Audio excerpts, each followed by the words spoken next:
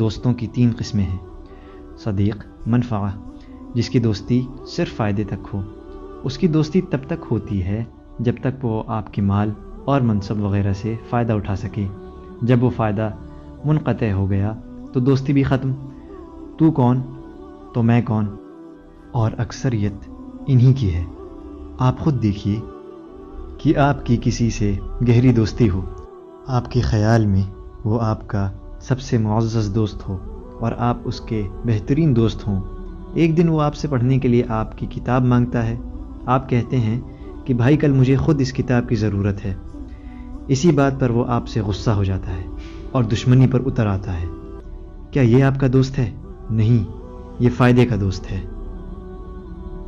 صدیق لذت، جس کی دوستی محض موج مستی ہو۔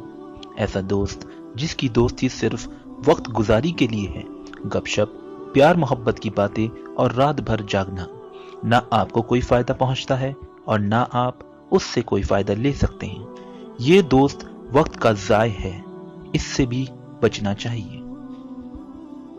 صدیق فضیلہ، جس کی دوستی باعث شرف ہے، جو آپ کو خوبصورت کام کرنے پر مجبور کرتا ہے، بری عادات سے روکتا ہے، آپ پر خیر کے دروازے کھولتا ہے، خیر کی طرف رہنمائی کرتا ہے۔